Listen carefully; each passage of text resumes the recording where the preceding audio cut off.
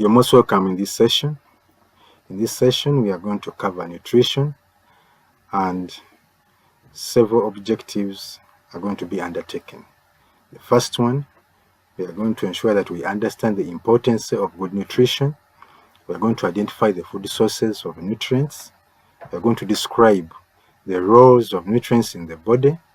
We are going to try and understand the causes and the consequences of undernutrition. And finally, the last learning objective, we are going to describe the strategies to combat undernutrition. So, what is nutrition? When you talk about nutrition, it's a common word. You have been hearing it now and then. But in this context, we mean what we eat and its impact on health and our well-being. The human nutrition is built on essential nutrients, which here we shall call the macronutrients, the micronutrients, and the water. Those three components comprise of what is called nutrition, and we are going to discuss it more in depth. Macronutrients are mainly carbohydrates, they are proteins, they are fats, and oils. So what are carbohydrates? Carbohydrates are energy-giving foods which are composed of sugars. And the sources are common. Everywhere where you are, where we live, where we work, we have the sources, especially the cereals, the maize we eat, the sorghum, the millet, the rice. When it comes to root crops, we have the potatoes, the cassava, the starchy foods, we have the banana. We have another macronutrient, which are fats and oils. These are also energy-giving foods. However, they're a bit different from the carbohydrates in the sense that for them they are absorbed slowly, yet the carbohydrates are absorbed faster within our body system. The sources of fats and oils are also common within our farms, within our pillars, within our communities. We have the butter, we have the ghee, we have the lard from our animals, and also we have the oils from the plants like the peanut, the groundnuts, and the soybeans, sunflowers, and others. Another macronutrient which is very important are the proteins. Proteins are body-building foods, and the sources are also common with us. We have the beans, the peas, the meat, the poultry, the fish, and also the insects. When it comes to micronutrients, we mainly have the minerals and the vitamins.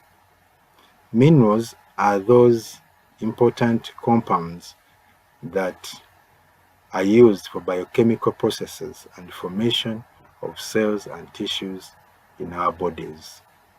Sources are also common among plants and animals. Examples here, we have iron, we have calcium, we have magnesium, we have selenium, and all these ones are within the plants we eat and also the animals that we feed on. For example, iron can be found in meat, which is very common in our white meat linkage. If people are feeding on it, then for sure they can be getting the iron.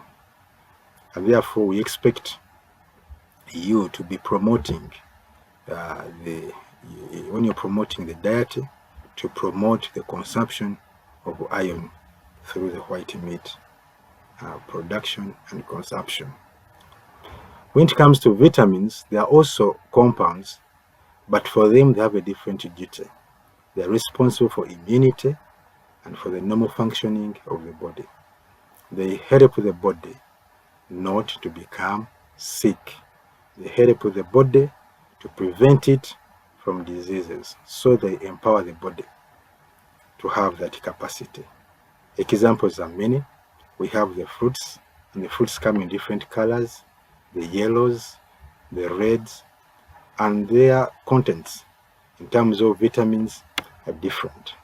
So it is imperative that you feed on all of them, or you recommend as a health promoter to the communities, to the pillars, those different fruits, the mangoes, the oranges, the guavas, and others.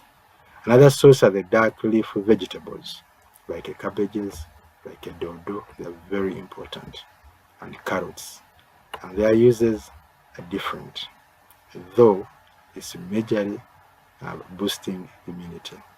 And lastly, you can also get the vitamins from the animal foods, even including fish. If you are feeding on them, very important. And finally, another component or essential nutrient of nutrition when you talk about nutrition is water. Is water important? Yes. 60% of our body is made up of water. So if we are made up of water, it means that all the functions of our body system cannot do without water. And this one includes the digestion after we have eaten, the absorption of the food after the digestion has been done, the excretion of urine and other waste from our body, the sweating to cool our bodies, and the breathing. All these ones depend on water. Without water, our system will be disorganized. So, as health promoters, I would expect you to promote the consumption of water in our communities to individuals and families. The recommended minimum is 1,000 ml, which is needed a day. Measuring nutritional status is very, very important within our communities and also in individuals. And there are two main ways you can measure the nutritional status of somebody. We have the BMI, which is the body mass index. This one compares the height and the weight. You get the weight in kilograms, you divide it by the height in meters squared, and then what you get should be 25.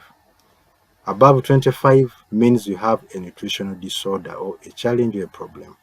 Below 25, the same. So you must make sure you are around the 25. That is the normal one and the recommended one. Then we have another one, which is called MWAC, the mid-upper arm circumference.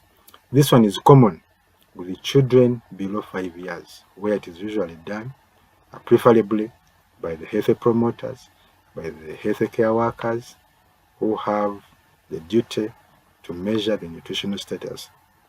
And this one, we can only practice it if we can have an opportunity. Is it important to know the nutritional status? Yes. Because when you know that you are undernutritioned or you have overnutrition, then you would know how to handle the problem once it is there. The major problem that could be seen is the deficiency in vitamins as a disorder. And the common disorder are rickets, which are due to the deficiency of vitamin D. And also, the deficiency of vitamin B is very common among our people, especially currently these days. It is common and is contributing to many mental disorders. So we do encourage you to encourage the communities and families and the pillars to be feeding on vitamin B, as we discussed earlier, the sources. Then we have mineral deficiency disorders. For example, deficiencies or inadequacies of calcium in our body, which can contribute to weaker bones, what we are calling osteoporosis in this place, and it can also lead to fractures in those people who are not having enough in their body. Then we also have the diet-related disorders. Here we have diabetes, we have heart disorders, we have obesity, and we have high blood pressure. However, the most common one is anemia within our community, and has an adverse impact on the adults and also on children. And the effects tend to be different. When it comes to adults, it tends to reduce our working capacity, the way we work on our farms, the way we work at our homes. It also reduces our mental capacity. It reduces to our immune competence. We tend to be falling sick all the time. And as you may be aware, if you're sick all the time, it would mean that you're not productive. You can't work on your farm. You can't work as a yard. You cannot work as a health promoter. And therefore, if you're not productive, you're not generating any income, then you're most likely to have a poor living standard and also a decreased living and quality of life. Also in adults, causes poor pregnancy outcomes, things like abortion and fetuses or babies who are born prematurely. Another problem, it increases the risk of maternal death. Mothers can die if they have blood which is not enough in their body. In children, it causes also reduced immunity. The capacity to fight diseases tend to decrease, and also their cognitive development or their intelligence tends to reduce. In addition to the anemia, another common disorder that we have for nutrition in our pillars, in our communities, which we think that you can address very well, is protein energy malnutrition, which we can classify into three, as marasmus, the kwashiorkor, and the marasmic kwashiorkor. These are very, very common. I know and I believe that we have been seeing such children in our communities and in our pillars. For the marasmus, usually their weight for age is less than 60%. Here what we mean is that if, for example, a child of 10 kgs is supposed to be around 1 year, you find that that child, instead of being 1 year, is 6 kgs.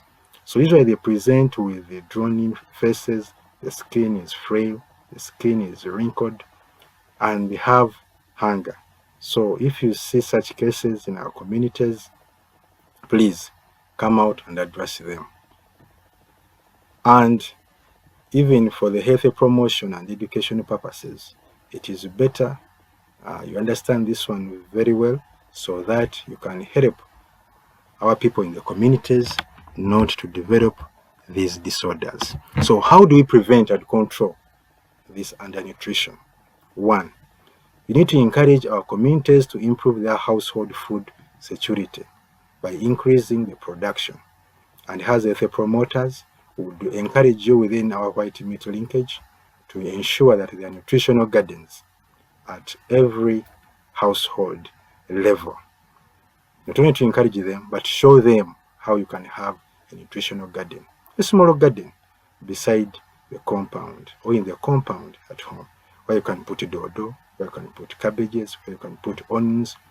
They tend to be small things, but these are the things that can change their lives. Another thing you can do is to encourage proper child feeding practices like breastfeeding. At least to recommend mothers to breastfeed their children up to 2 years if they can, and also to avoid mixed feeding in children below 6 months.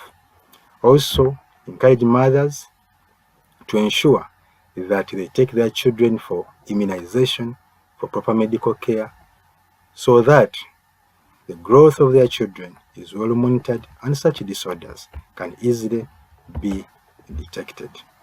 Finally, we would encourage you to make sure that you encourage our people, starting from yourself, to improve the diet. Diet of what people are eating should be well balanced. The carbohydrates, the proteins, the water, and also the micronutrients. Ensure that you educate people and you advocate for proper nutrition. Thank you.